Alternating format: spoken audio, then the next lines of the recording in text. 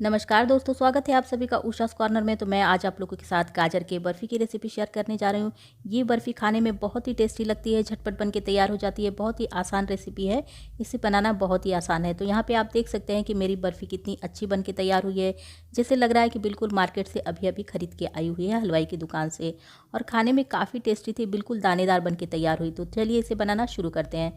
तो इसे बनाने के लिए मैंने 1 किलो गाजर को अच्छी तरह से धो के साफ़ करके और मीडियम वाले ग्रेटर से घिस लिया था।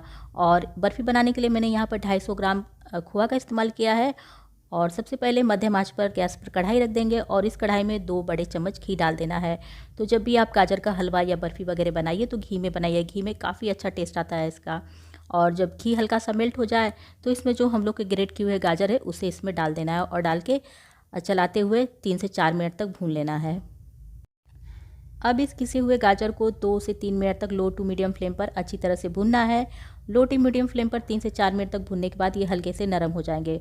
और जब भी आप गाजर घिसते हैं तो आप ध्यान दीजिए कि गाजर को अच्छी तरह से साफ़ कर लीजिए, क्योंकि उसमें कभी कभी बहुत सारी मिट्टी वगैरह लगी होती है। अगर अच्छे से साफ़ नहीं होगा तो आपकी बर्फ़ी का टेस्ट ख़राब हो जाएगा। तो जब तक हम लोग के गाजर भून रहे हैं तब तक हम लोग प्लेट में घी लगा लेंगे और इसे थोड़ी देर ढक के पका लेना है। ढक के पकाने से और भी जल्दी नरम हो जाएंगे। तो जिस भी प्लेट में आपको बर्फ़ी जमानी है उसमें पहले से घी लगा लीजिए। इससे आपकी बर्फ़ी जो है आसानी से निकल जाएगी बनने के बाद। तो यहाँ पे हमारे प्लेट पर घी लगाकर हो चुका है। अब हमारे गाजर भी हल्के से नरम हो चुके हैं और इसे खोल के फिर से थोड़ा सा चला लेना है। ढक्कन हटाने के बाद 3 से 4 मिनट तक और इसे चला चला कर अच्छी तरह से भून लेना है। जब इस तरह से ये भून के तैयार हो जाए तो अब इसमें जो हमने खोआ रखे हैं उसे इसमें डाल देना है। और खोआ डालने के बाद यहाँ पर मैंने 1 दिन के दूध की मलाई रखी थी, उसे भी इसमें डाल देना है। इससे आपके जो गाजर और खोआ है जल्दी से एक दूसरे में घुल मिल जाएंगे और जल्दी से आपका खोआ भी पिघल जाएगा। अगर आपके पास खोआ नहीं है तो आप इसे मिल्क पाउडर और मलाई वाले दूध से भी बना सकते हैं। तो गाजर में मलाई वाला दूध और खोआ डालने के बाद भी 3 से 4 मिनट तक अच्छी तरह से चलाकर भूनना है। चलाकर जब आप पकाते हुए इसे इस तरह से भूनेंगे तो ये जल्दी से एक दूसरे में घुल मिल जाएंगे। और घुल मिल जाने के बाद अब यहाँ पर आप स्वाद के अनुसार इसमें चीनी डाल दीजिए। तो जैसा आपको मीठा पसंद हो आप उस हिसाब से इसमें चीनी डाल सकते हैं। मैंने यहाँ पर 1 कप चीनी का इस्तेमाल किया है, मुझे थोड़ा सा मीठा ज़्यादा पसंद है इसलिए।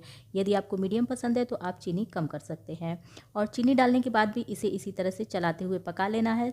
3 से 4 मिनट तक मीडियम फ्लेम पर आप जब इसे पकाएंगे तो चीनी डालने के बाद ये एकदम से मेल्ट हो जाता है और एकदम से गीला गीला हो जाता है। तो जैसे ही आपके गाजर का मिश्रण इस तरह से गीला हो जाए तो यहाँ पे आपको कुछ भी नहीं करना है, लगातार इसको चलाते हुए बस सुखा लेना है। आप चाहें तो यहाँ पर गैस की फ्लेम को तेज़ कर सकते हैं, लेकिन तेज़ करने के बाद आपको ध्यान देना है कि लगातार चलाना है, क्योंकि जलने का ज़्यादा डर रहता है। तो इसीलिए जब भी आप गाजर का हलवा या फिर गाजर की बर्फ़ी बनाएं तो नॉनस्टिक के पैन में बनाइए, उसमें ज़्यादा जलने का झंझट नहीं होता है। और अब यहाँ पर मैंने थोड़ा सा इलायची पाउडर इसमें डाल दिया है। इलायची पाउडर डालने से काफ़ी अच्छा टेस्ट आता है आपकी बर्फ़ी का। तो आपके पास अगर इलायची पाउडर है तो उसे यूज़ कीजिए, या फिर आप इलायची कूट के भी इसमें डाल सकते हैं। तो यहाँ पे आप देख सकते हैं कि मेरा जो ये मिश्रण है थोड़ा थोड़ा गाढ़ा हो रहा है, बस इसे और थोड़ा सा गाढ़ा कर लेना है। और अगर आपको बर्फ़ी में कोई सूखा मेवा पसंद है तो यहाँ पर आप उसे डाल सकते हैं। मैंने यहाँ पर थोड़े से काजू और बादाम कट करके डाले हैं। इससे बर्फ़ी का टेस्ट काफ़ी अच्छा आएगा और देखने में भी बर्फ़ी अच्छी लगेगी।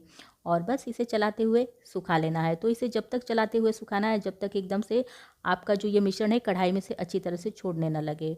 तो इसे लगातार चलाते रहिए। थोड़ी देर के बाद ये आपका बर्फ़ी का मिक्सचर एकदम बन के तैयार हो जाएगा। जब आपका मिश्रण इस तरह से बन के तैयार हो जाए तो थोड़ा सा ज़्यादा ध्यान देना है, इसे लगातार चलाना है, क्योंकि इस स्टेज पे ये ज़्यादा जलने का डर होता है। तो इसे लगातार चलाते हुए एकदम से सुखा लेना है। तो जैसे जैसे आपके गाजर का मिश्रण सूखेगा वैसे वैसे इसमें से घी अलग होने लगेगा। तो जब आपका घी एकदम इस तरह से अच्छी तरह से अलग होने लगे और आपका मिश्रण इस तरह से पक के तैयार हो जाए तो अब यहाँ पर आपका बर्फ़ी का मिक्सचर एकदम बिल्कुल रेडी है। इसे गैस पे से उतार लेना है और गैस पे से उतारने के बाद भी थोड़ी देर तक कढ़ाई में चला लेना है, क्योंकि कढ़ाई भी हमारी काफ़ी गर्म है। तो यहाँ पर आप देख सकते हैं कि मिश्रण में से घी कैसे एकदम बिल्कुल बाहर निकल रहा है। बिल्कुल इस तरह का मिश्रण आपको तैयार करना है। इससे थोड़ा भी गीला मिश्रण होगा तो आपकी बर्फ़ी अच्छे से नहीं जमेगी।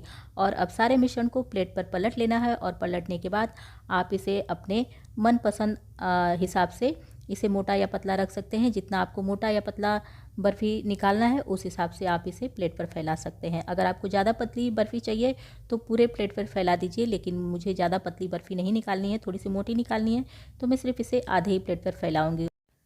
बर्फ़ी के मिश्रण को अच्छी तरह से प्लेट में फैलाने के बाद अब यहाँ पर ऊपर मैं थोड़े से काजू और बादाम लगा दे रही हूँ। इससे आपकी जो बर्फ़ी बन के तैयार होगी बिल्कुल लगेगी कि मार्केट से अभी अभी ख़रीद के आई हुई है। और काजू और बादाम लगाने के बाद अब इस बर्फ़ी के मिश्रण को सेट होने के लिए आप फ्रिज में रख दीजिए 2 से 3 घंटे के लिए। 2 से 3 घंटे के बाद एकदम अच्छी तरह से आपकी बर्फ़ी सेट हो जाएगी। जब 2 से 3 घंटे के बाद आप फ्रिज में से बर्फ़ी के मिश्रण को निकालेंगे तो इस तरह से हाथ लगाएंगे तो आपकी बर्फ़ी एकदम कड़ी हो जाएगी। अब आप इसे अपने मनपसंद अनुसार आप काट सकते हैं। जैसा भी आपको बर्फ़ी का आकार पसंद हो उस आकार की आप इसमें से बर्फ़ी निकाल सकते हैं। सारी बर्फ़ियों को अच्छी तरह से काट के निकालने के बाद आप जब नीचे से चाकू लगाएंगे तो ये बर्फ़ी बड़े आसानी से निकल जाती है। अगर आपकी बर्फ़ी ज़्यादा कड़ी हो गई है तो आप फ्रिज में से निकालने के बाद उसे आधे घंटे के लिए बाहर रख दीजिए और बाद में आप कट करके बर्फ़ी को निकालेंगे तो बिल्कुल इस तरह से निकल जाएगी एकदम आसानी से। तो यहाँ पे आप देख सकते हैं कि हमारी गाजर की बर्फ़ी कितनी बढ़िया एकदम दानेदार बन के तैयार हुई है। इसे मैं अभी आपको तोड़ के भी दिखाती हूँ कि एकदम कितनी अच्छी एकदम दानेदार बन के तैयार हुई है। ये बर्फ़ी जितनी देखने में बढ़िया लग रही है उससे कहीं ज़्यादा ये खाने में अच्छी लग रही थी। तो बिल्कुल इसी तरीके से हम चाहे तो लौकी की बर्फ़ी को भी बना सकते हैं, वो भी काफ़ी टेस्टी होती है खाने में।